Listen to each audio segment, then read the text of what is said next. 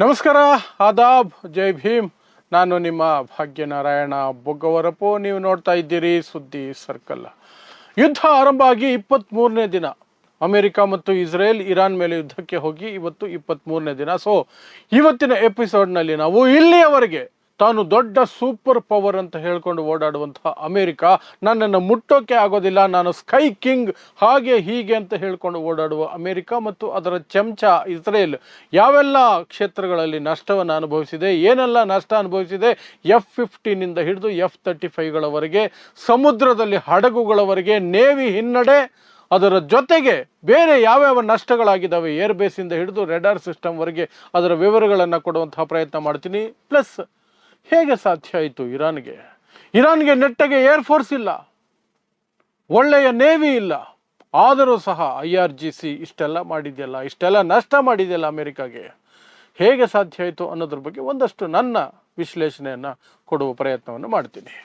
So ನಿಮಗೆ ಗೊತ್ತಿದೆ, February 28ನೇ ತಾರೀಕು ಮಾತುಕತೆಗಳ ನಡುವೆ ದ್ರೋಹದಿಂದ, ಮೋಸದಿಂದ ಇರಾನ್ ಮೇಲೆ ಅಮೆರಿಕ ಮತ್ತು ಇಸ್ರೇಲ್ ದಾಳಿ ಮಾಡುತ್ತೆ.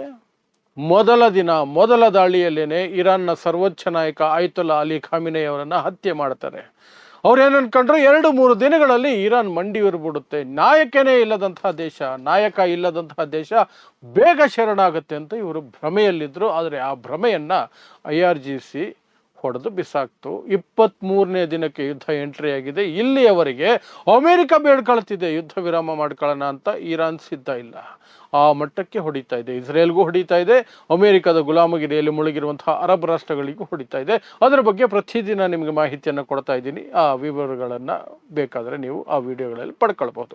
ಇವತ್ತು ನಾವು ಮಾತಾಡಲಿರೋಕ್ಕೆ ಬಂದಿರುವಂತಹ ವಿಚಾರ ಏನು ಅಂದರೆ, ಇಲ್ಲಿಯವರೆಗೆ 23 ದಿನಗಳಾಗಿದೆಯಲ್ಲ, ಇಲ್ಲಿಯವರೆಗೆ ಅಮೆರಿಕ ಕಳೆದುಕೊಂಡಿರೋದು ಏನೇನನ್ನ, ಯಾಕಂದ್ರೆ ಸೂಪರ್ ಪವರು ಹಾಗೆ ಹೀಗೆ ಅಂತ ಬಿಲ್ಡಪ್ ತೆಗೆದುಕೊಳ್ಳುವಂತಹ ಅಮೆರಿಕ, ಏನೂ ಇಲ್ಲದ, ಒಂದು ಏರ್ಫೋರ್ಸ್ ಇಲ್ಲದ, ಒಂದು ನೇವಿ ಇಲ್ಲದ ನೆಟ್ಟಿಗೆ ಇರಾನ್ ಕೈಲಿ ಇಷ್ಟು ಪೆಟ್ಟು ತಿಂದಿದೆಯಲ್ಲ, ಹಿಟ್ಟಾಡಿಸ್ಕೊಂಡು ಹೊಡೆದಿದೆಯಲ್ಲ. ಸೊ ಏನೇನು ಆಗಿದೆ ಇಲ್ಲಿಯವರೆಗೆ, 16 US ಏರ್ಕ್ರಾಫ್ಟ್ಗಳು ಇಲ್ಲಿಯವರೆಗೆ ನಾಶ ಆಗಿದ್ದಾವೆ, ಇರಾನ್ ಹೊಡೆದು ಉರುಳಿಸಿದೆ. ಅವುಗಳಲ್ಲಿ UAV ಅನ್ನುವಂಥದ್ದು, unmanned aerial vehicles plus plane ಏರ್ಕ್ರಾಫ್ಟ್ಗಳು ಸಹ ಸೇರಿದ್ದಾವೆ.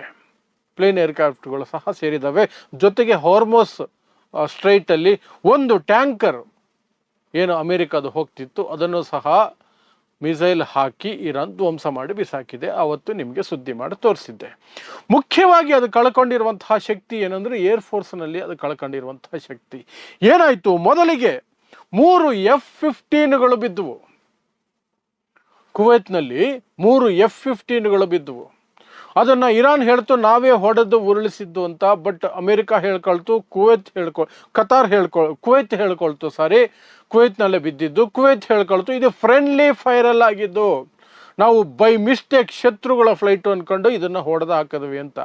ಇಲ್ಲಿ ಕಾಮನ್ ಸೆನ್ಸ್ ಇರೋರು ಯೋಚನೆ ಮಾಡಬೇಕಾಗಿರುವಂಥದ್ದು, ಇರಾನ್ಗೆ ದೊಡ್ಡ ಮಟ್ಟದ ಅಲ್ಲ, ಸಣ್ಣ ಮಟ್ಟದ್ದು ಸಹ ಏರ್ಫೋರ್ಸ್ ಇಲ್ಲ,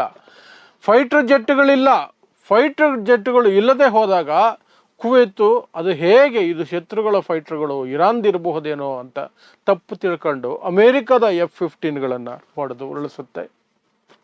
ಅವರೇ ಸಮರ್ಥಿಸ್ಕೋಬೇಕು. ಎನಿಹಾವ್ 3 F-15ಗಳು ಹೋದವು, ದೊಡ್ಡ ಫೈಟರ್ ಜೆಟ್ಗಳು ಅವು, F-15ಗಳು ಹೋದವು. ಆ ನಂತರ KC-135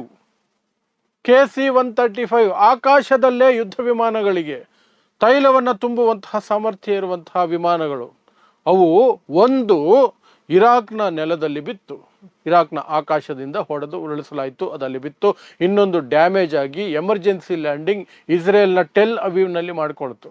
ಸೊ ಅವೆರಡು ಸಹ ಬಿದ್ದವು. ಏನು, KC-135 ಆಕಾಶದಲ್ಲೇ ತೈಲವನ್ನು ತುಂಬುವ ಸಾಮರ್ಥ್ಯ ಇರುವಂತಹ ಫ್ಲೈಟ್ಗಳು. ಆ ನಂತರ ಏನು ಆಕಾಶದ ದೊರೆ ಅಂತ ಕರೆಸ್ಕೊಳ್ಳುವಂತಹ ಸ್ಕೈ ಗೋಸ್ಟ್ ಅಂತ ಕರೀತಾರೆ ಇವುಗಳನ್ನು. ಯಾಕೆಂದರೆ ಆಕಾಶಕ್ಕೆ ಹಾರಿದ ನಂತರ ಯಾರಿಗೂ ಕಾಣಿಸೋದೇ ಇಲ್ಲ, ಆ ಮಟ್ಟಕ್ಕೆ ಅವು ಮರುಗಿಸ್ಕೊಂಡು ಎಲ್ಲೆಲ್ಲೋ ಹೋಗ್ತವೆ, ಫುಲ್ ಸ್ಪೀಡಲ್ಲಿ ಇರ್ತವೆ, ಅವುಗಳನ್ನು ಮುಟ್ಟೋಕ್ಕೆ ಸಾಧ್ಯನೇ ಇಲ್ಲ ಅಂತ ಜಗತ್ತಿನಲ್ಲಿ ಇಲ್ಲಿಯವರೆಗೆ ಆ ಫ್ಲೈಟ್ಗಳನ್ನು ಯಾರು ಹೊಡೆದು ಉರುಳಿಸಿಲ್ಲ, ಇಲ್ಲಿಯವರೆಗೆ ಯಾರ ಕೈಲೂ ಆಗಿಲ್ಲ.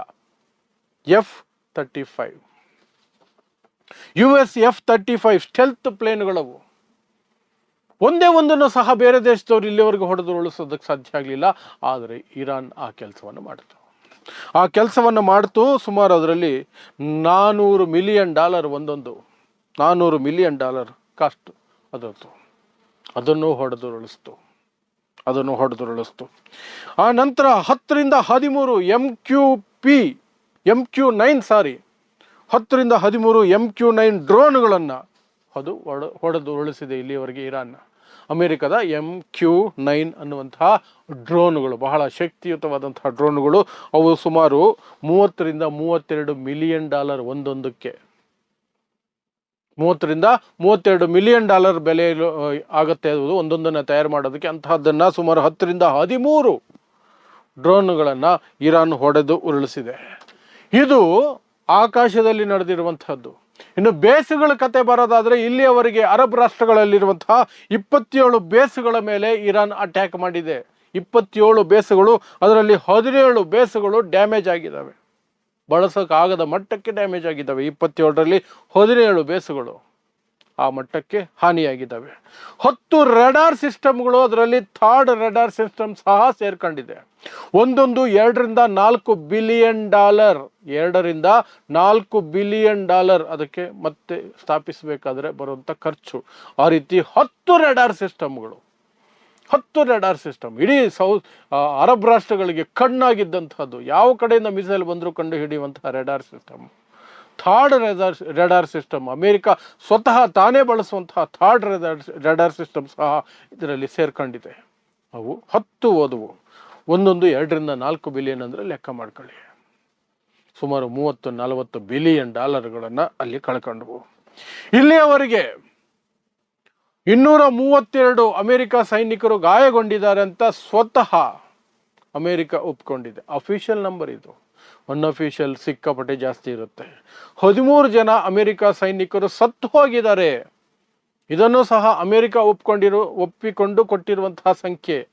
ವಾಸ್ತವದಲ್ಲಿ ಎಷ್ಟು ಜನ ಹೋದರೂ ಗೊತ್ತಿಲ್ಲ. ಸೊ 13 ಡೆತ್ತು, 232 ಗಾಯಾಳು, ಕ್ಯಾಶುವಲ್ಟೀಸ್ ಅಂತ ಅದು ಒಪ್ಕೊಳ್ತಾ ಇದೆ.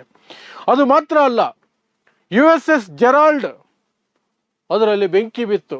ಬೆಂಕಿ ಹೇಗೆ ಬಿತ್ತು ಅಂದರೆ ನಮಗೆ ನಾವೇ ಬಿತ್ತು, ಅದೇ ಬಿತ್ತು ಅಂತ ಅಮೆರಿಕ ಹೇಳ್ಕೊಳ್ಳೋದು. ಬಟ್ ಇರಾನ್ ಹೇಳ್ತಿದೆ, ನಾವು ಮಿಸೈಲ್ ಬಿಟ್ವಿ, ನಾವು ಸಣ್ಣ ಸಣ್ಣ ಬೋಟುಗಳನ್ನು ಹೋಗಿ ಗುದ್ದಿಸಿದ್ವಿ. ನೇವಿ ಇಲ್ಲ ಇರಾನ್ಗೆ ದೊಡ್ಡ ಮಟ್ಟದಲ್ಲಿ, ಸಣ್ಣ ಸಣ್ಣ ಬೋಟುಗಳಲ್ಲೇ ಅದು ಯುದ್ಧ ಮಾಡೋದು. ಗುದ್ದಿಸಿದೆ ಹೋಗಿ USS ಜೆರಾಲ್ಡ್. ಅದು ಸರಿಯಾಗಿ ಇದಾಗಿ ವಾಪಸ್ ಹೋಯ್ತು. ಅದು ರಿಪೇರಿ ಮಾಡಿಸ್ಕೊಂಡ್ಬರ್ಬೇಕು ಅಂತ. ಅದು $13 ಬಿಲಿಯನ್ ನಷ್ಟವನ್ನು ಅನುಭವಿಸ್ತಾ ಇದೆ. $13 ಬಿಲಿಯನ್ ಗಳಷ್ಟು ನಷ್ಟ. 1,000 ಕಿಲೋಮೀಟರ್ ಹಿಂದಕ್ಕೆ ಹೋಗಿದೆ ಅದು ರಿಪೇರಿ ಮಾಡಿಸ್ಕೊಂಡ್ಬರೋಕ್ಕೆ. ಅದರ ಜೊತೆಗೆ USS ಅಬ್ರಹಾಂ ಲಿಂಕನ್, ಅದ್ರ ಮೇಲೂ ಸಹ ಫೈರಿಂಗ್ ಆಯಿತು. ಮಿಸೈಲ್ಗಳನ್ನು ಇರಾನ್ ಬಿಡ್ತು. ಆ ಮಿಸೈಲ್ಗಳನ್ನು ನಾವು ಹೊಡೆದುರುಳಿಸ್ಬಿಟ್ಟಿದ್ದೀವಿ, ನಮಗೇನು ಆಗಿಲ್ಲ ಅಂತ ಅಮೆರಿಕ ಹೇಳ್ಕೊಳ್ತಿದೆ. ಬಟ್ ಅದು ಸಹ 1,000 ಕಿಲೋಮೀಟರ್ ಇರಾನ್ನ ತೀರದಿಂದ ಹಿಂದಕ್ಕೆ ಹೋಗಿದೆ. ಇರಾನ್ ಹೇಳ್ತಿದೆ, ನಮ್ಮ ಮಿಸೈಲ್ಗಳು ಅದಕ್ಕೆ ಬಿದ್ದಿದ್ದಾವೆ, ಅದಕ್ಕೆ ಹಿಂದಕ್ಕೆ ಹೋಗಿದೆ. ನಮ್ಮ ಬೋಟ್ಗಳು ಗುದ್ದಿದ್ದಾವೆ, ಅದಕ್ಕೆ ಹಿಂದಕ್ಕೆ ಹೋಗಿದೆ. ಆ ಬೋಟುಗಳೆಲ್ಲ $1,000 $2,000 ಬೋಟುಗಳು. ಅವು ಹೋಗಿ ಈ ರೀತಿ $13 ಬಿಲಿಯನ್ $20 ಬಿಲಿಯನ್ ಇರುವಂತಹ ಯುದ್ಧ ನೌಕೆಗಳಿಗೆ ಗುದ್ದಿದ್ರೆ ಅಮೆರಿಕಗೆ ಎಷ್ಟು ನಷ್ಟ ಆಗಲ್ಲ. ಅದು ಬಿಟ್ಟರೆ ಪ್ರತಿದಿನ ಯುದ್ಧದ ಖರ್ಚು ಇವರಿಗೆ $1 ಬಿಲಿಯನ್ ಬರ್ತಾ ಇದೆ. ಯುದ್ಧದ ಖರ್ಚು $1 ಬಿಲಿಯನ್ ಬರ್ತಾ ಇದೆ. ನಿನ್ನೆ ನಾನು ನಿಮಗೆ ವಿಡಿಯೋ ಮಾಡಿ ಹೇಳಿದ್ದೆ, ಟ್ರಂಪ್ ಅಧಿಕಾರಕ್ಕೆ ಬಂದಾಗ ಈ ಬಾರಿ 1.5 ವರ್ಷದ ಹಿಂದೆ ಅಮೆರಿಕದ ಒಟ್ಟು ಸಾಲ $19 ಟ್ರಿಲಿಯನ್ ಆಗಿತ್ತು. ಈಗದು $39 ಟ್ರಿಲಿಯನ್ ಆಗಿದೆ. ಡಬಲ್ಗಿಂತ ಜಾಸ್ತಿ ಆಗಿದೆ ಬರೀ 1 ವರ್ಷದಲ್ಲಿ. ಮೇನ್ ರೀಸನ್ನೇ ಈ ಯುದ್ಧ, ಪ್ಲಸ್ ವೆನಿಜುವೆಲಾ ಜೊತೆಯಲ್ಲಿ ಅವ್ರು ಮಾಡಿದಂಥದ್ದು, ಪ್ಲಸ್ 6 ತಿಂಗಳ ಹಿಂದೆ ಇಸ್ರೇಲ್ ಮತ್ತು ಇರಾನ್ ನಡುವೆ ನಡೆದಂತಹ ಯುದ್ಧ ಸಂದರ್ಭದಲ್ಲಿ ಆದಂತಹ ಖರ್ಚು. ಸೊ ಅಮೆರಿಕದ ಸಾಲ ಡಬಲ್ ಆಗಿದೆ, ಡಬಲ್ಗಿಂತ ಜಾಸ್ತಿ ಆಗಿದೆ. 19 ಇದ್ದಿದ್ದು 39 ಆಗಿದೆ. $900 ಬಿಲಿಯನ್ ಬಡ್ಡಿನೇ ಕಟ್ಟಬೇಕು ಅವ್ರು ಈಗ 1 ವರ್ಷದಲ್ಲಿ. $900 ಬಿಲಿಯನ್ ಬಡ್ಡಿ ಕಟ್ಟಬೇಕು ಅದಕ್ಕೆ. ಆ ರೀತಿ ಸಾಲಕ್ಕೆ ಸಿಲುಕೊಂಡಿದೆ. ಅದರ ಜೊತೆಗೆ ಇಷ್ಟೆಲ್ಲ ನಷ್ಟಗಳನ್ನು ಅನುಭವಿಸಿದೆ ಕಳೆದ 23 ದಿನಗಳಲ್ಲಿ. ಇಷ್ಟು ಆಗಿದೆಯಲ್ಲ, ಒಂದು ನೇವಿ ಇಲ್ಲ, ಒಂದು ಏರ್ಫೋರ್ಸ್ ಇಲ್ಲ. ಇರಾನ್ ಹೇಗೆ ಮಾಡೋಕ್ಕೆ ಸಾಧ್ಯ ಆಗ್ತಿದೆ ಅಂದರೆ, ಸುಮಾರು ವರ್ಷಗಳಿಂದ ಈ ದಿನಕ್ಕೆ ಕಾಯ್ತಿದ್ದೀನಿ ಅನ್ನೋ ರೀತಿ ಇರಾನ್ ಪ್ರಿಪೇರ್ಡ್ ಆಗಿತ್ತು. ಅದು ಗೊತ್ತಿತ್ತು, ಯಾವತ್ತೋ ಒಂದು ದಿನ ಅಮೆರಿಕ ನಮ್ಮ ಮೇಲೆ ಮೈ ಮೇಲೆ ಬೀಳುತ್ತೆ, ನಾವು ನಮ್ಮನ್ನು ರಕ್ಷಣೆ ಮಾಡ್ಕೊಳ್ಳೋದಕ್ಕೆ ಸಿದ್ಧತೆ ಮಾಡ್ಕೊಳ್ಬೇಕು ಅಂತ ಸುಮಾರು 10, 15, 20 ವರ್ಷಗಳಿಂದ ಅದು ನಿರಂತರವಾಗಿ ಡ್ರೋನ್ಗಳನ್ನು, ತುಂಬ ಕಡಿಮೆ ಬೆಲೆಯಲ್ಲಿ ಡ್ರೋನ್ಗಳನ್ನು ಮ್ಯಾನುಫ್ಯಾಕ್ಚರ್ ಮಾಡ್ಕೊಳ್ತಿತ್ತು. ಮಿಸೈಲ್ಗಳನ್ನು ಜಗತ್ತೇ ಬೆಚ್ಚಿ ಬೀಳೋ ರೀತಿಯಲ್ಲಿ ಮಾಡಿಟ್ಕೊಂಡಿತ್ತು. ಮಿಸೈಲ್ ಸಿಟಿಗಳನ್ನು ಅಂಡರ್ಗ್ರೌಂಡಲ್ಲಿ ಮಾಡಿದೆ. ಅದು ಎಷ್ಟು ಇದಾವೆ ಅಂತ ಯಾರಿಗೂ ಗೊತ್ತಿಲ್ಲ ಎಷ್ಟಿದಾವೆ ಅಂತ. ಒಂದೊಂದು ದಿನಕ್ಕೆ ಒಂದೊಂದು ಹೊಸ ಮಿಸೈಲ್ಗಳನ್ನು ಹೊರಗಡೆ ತರ್ತಾನೆ ಇದೆ. ನಿನ್ನೆ 4000 ಕಿಲೋಮೀಟರ್ ದೂರ ಹೋಗಬಹುದಾದಂತಹ ಕೆಪಾಸಿಟಿ ಇರುವಂತಹ ಮಿಸೈಲನ್ನು ಬಿಟ್ಟು ಇಡೀ ಜಗತ್ತು ಬೆಚ್ಚಿ ಬೀಳೋ ಹಾಗೆ ಮಾಡ್ತು. ಅದ್ರ ಬಗ್ಗೆ ಸಹ ನಿನ್ನೆ ನಾನು ವಿಡಿಯೋ ಮಾಡಿ ಹೇಳಿದ್ದೇನೆ, ಏನೇನಾಯಿತು ಆ ಮಿಸೈಲ್ ಕುರಿತಾಗಿ ಅಂತ. ಆ ವಿಡಿಯೋ ಸಹ ನೀವು ನೋಡಬಹುದು.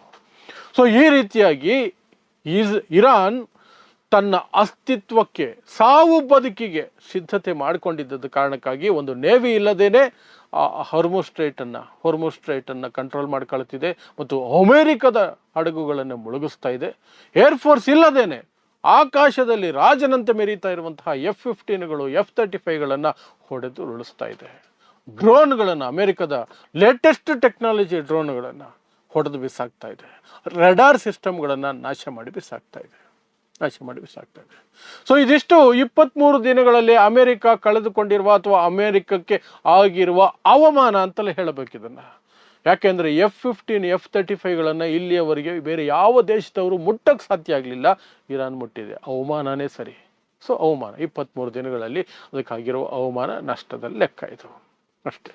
ಸೊ ಇಂಥದ್ದೇ ವಿಶೇಷ ಸುದ್ದಿಗಳಿಗಾಗಿ ನೋಡ್ತಾ ಇರಿ ಸುದ್ದಿ ಸರ್ಕಲ್. ನಾನು ನಿಮ್ಮ ಭಾಗ್ಯನಾರಾಯಣ ಬೊಗವರಪು.